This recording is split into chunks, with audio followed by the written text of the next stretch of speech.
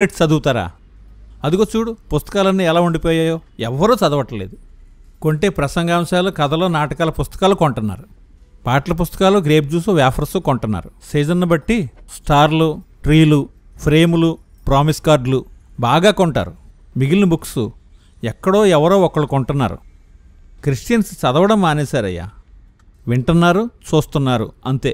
Uncle, నిమిషానికి 50 బైబిళ్ళు అమ్ముడవుతున్నాయని మీకు తెలుసా? బైబిళ్ళు అమ్ముడుపోతున్నాయి, కానీ చదవబడ్డం లేదు.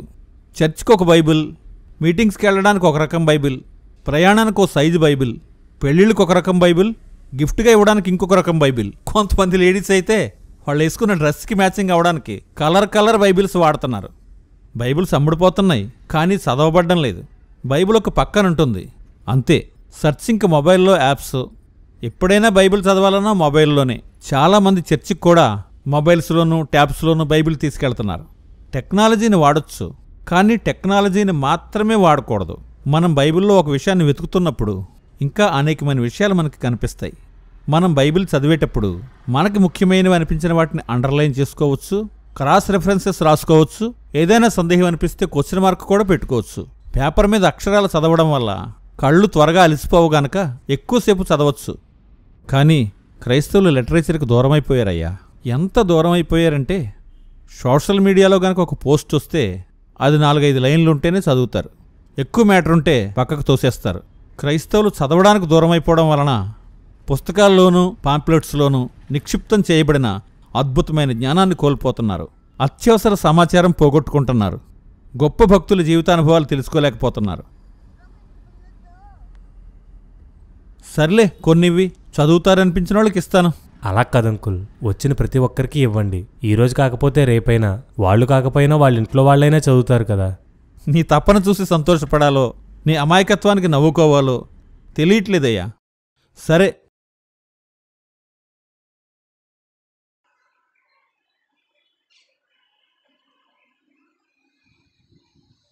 ఎందుకయ్యా ఇంత ఖర్చు, ఇంత కష్టం? దీని బదులు గాస్పల్ పాంప్లెట్ రాయి, ఒక మంచి టైటిల్ పెట్టు, అజ్ఞానాన్ని కట్టుపెట్టు, బైబిల్ చేతపట్టు. హలో సులోచన, మార్చుకో నీ ఆలోచన.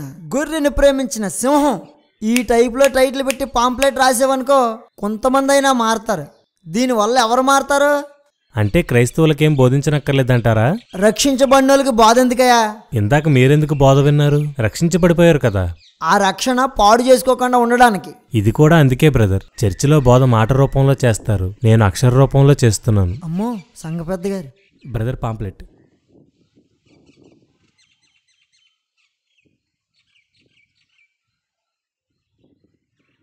ముందు అన్యులకు చేయండి అయ్యా సువార్త.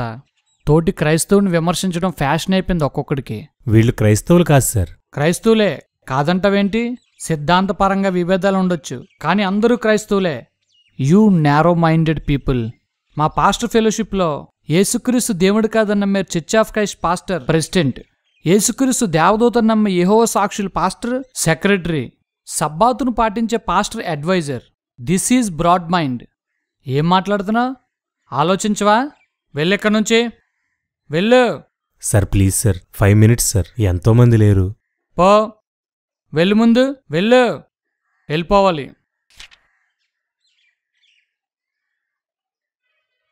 ఇంకెక్కడా కనపడకూడదు. అన్యులకు సువార్త ఎలా చేయాలో చూడండి అయ్యా.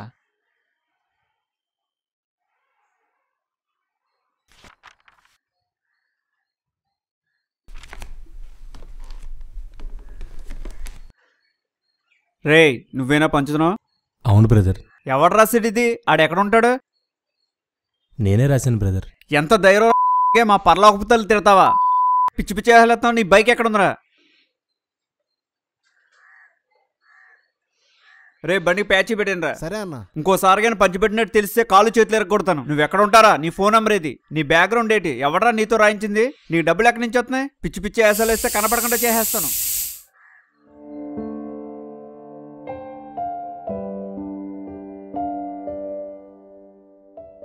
ప్రతి పాంప్లెట్కి ఒక గతం ఉంటుంది. ప్రతి పాంప్లెట్ వెనకాల ఎంతో కష్టం ఉంటుంది. మీరు పక్కన పడేసిన చాలా పాంప్లెట్లలో మీకు అవసరమైన సమాచారం ఉంటుంది. పాంప్లెట్ మీకు ఉచితంగా వచ్చి ఉండొచ్చు, కానీ పాంప్లెట్ ఉచితంగా తయారవదు, ఉచితంగా మీ వరకు రాదు. అన్ని పాంప్లెట్లు చదవదగినవి కాకపోవచ్చు, అలాగే అన్ని పాంప్లెట్లు పారవేయవలసినవి కూడా కావు. ఈ పాంప్లెట్ వెనక కూడా ఒక చరిత్ర, ఎంతో కష్టం ఉన్నాయి. 2012లో మా పాస్టర్ గారు టైటస్ 215 మినిస్ట్రీ పేరుతో దుర్బోధలపై కరపత్రికలు రాయడం ప్రారంభించారు. దుర్బోధకులతో మాట్లాడి వాళ్ల పుస్తకాలు చదివి సేకరించిన సమాచారంతో ఇంచుమించు అన్ని దుర్బోధలపైన కరపత్రికలు రాయడం మా అందరి సహకారంతో పంచడం జరుగుతూ వచ్చింది. ఈ క్రమంలోనే మేము యూసీవీసీ మినిస్ట్రీస్ను కూడా ప్రారంభించాం. క్రైస్తవ్యంపై దాడి చేస్తున్న దుర్బోధలపై, క్రైస్తవ్యంలో నిండిపోయిన నిలువెచ్చనితనంపై అందరం కలిసి పనిచేశాం. షార్ట్ ఫిల్మ్లు, సాంగులు చేస్తున్నాం. మరోపక్క దుర్బోధలపై పుస్తకాలు విడుదల చేశాం. రివైవల్ క్రిస్టియానిటీ పేరుతో మ్యాగజైన్స్ చేసి ప్రతి మ్యాగజైన్ను 12,000 మంది సేవకులకు ఉచితంగా పంపించాం. ప్రతి కరపత్రిక 5 లక్షల కంటే ఎక్కువ ముద్రించి పంచాం. ఎన్నో డిబేట్లు చేశాం. ఈ క్రమంలో మాపై ఎన్నో దాడులు, ఎన్నో దూషణలు. కొన్ని దుర్బోధ శాఖ వాళ్ళు చంపాలని చూశారు. మా పిల్లల్ని చంపుతామని బెదిరించారు. ఒక పక్క ఆస్తులు అమ్ముకుంటూ, మరో పక్క అవమానాలు ఎదుర్కొంటూ సోషల్ మీడియాలో పోస్టులు, యూట్యూబ్లో వీడియోలు, రోడ్ల మీద కరపత్రికలు, పోస్టర్లో పుస్తకాలు పంచుతూ నిర్విరామంగా కొనసాగడానికి ప్రభు మాకు కృప చూపారు.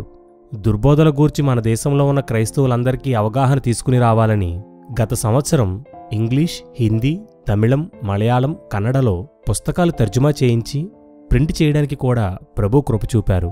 దుర్బోధకులు కూడా ముమ్మరంగా పనిచేయడం, అనేకుల్ని మోసగించడం చూసిన మేము 2022 ఏప్రిల్లో అంత్యకాల దుర్బోధలు అనే కరపత్రికను ప్రింట్ చేయడం జరిగింది.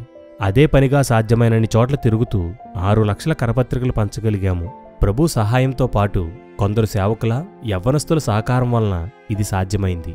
దుర్బోధలు అనేకమైనవి ఉండడం, వారి బ్రాంచీలు ప్రతి ప్రాంతంలోనూ ఉండడం, వారికి విదేశాల నుండి ధనం విస్తారంగా రావడం, వారి సంఘ సభ్యులు దుర్బోధల్ని వ్యాప్తి చేయడానికి ప్రయాసపడ్డం వలన ఇవి వేగంగా వ్యాపిస్తున్నాయి. మా టీం చాలా తక్కువ మంది ఉండడం వలన, మేము కొన్ని ప్రాంతాల్లో మాత్రమే పనిచేయగలగడం వలన మా ప్రయత్నం, ప్రయాస సరిపోవడం లేదు. కనీసం ఇంకో 10 లక్షల కరపత్రికలు అత్యంత వేగంగా పంచాలి. ప్రతి పల్లెలోనూ, పట్నంలోనూ పంచాలి. ప్రతి విశ్వాసికి చేరాలి. అందుకు మీ సహకారం కావాలి. సంఘం కోసం భారం, బాధ్యత ఉన్నవారు ఈ నెంబర్కి కాల్ చేయండి. మా ట్రాక్స్ మినిస్ట్రీకి సంబంధించిన టీం వారితో మాట్లాడండి. పాంప్లెట్కి 70 పైసలు చొప్పున చెల్లించి కరపత్రికలు పోస్టులో పొందండి. మీ ప్రాంతాల్లో పంచండి. పాంప్లెట్స్ తీసుకోని వారి నుండి డబ్బులు తీసుకొనబడవు, కానుకలు స్వీకరించబడవు. ఇది ఆన్లైన్ పేమెంట్ నంబర్ కాదు. ఒకవేళ పాంప్లెట్లు పంచాలనే ఆసక్తి ఉన్నా డబ్బులు లేని వారికి ఉచితంగా పాంప్లెట్లు పంపిస్తాం.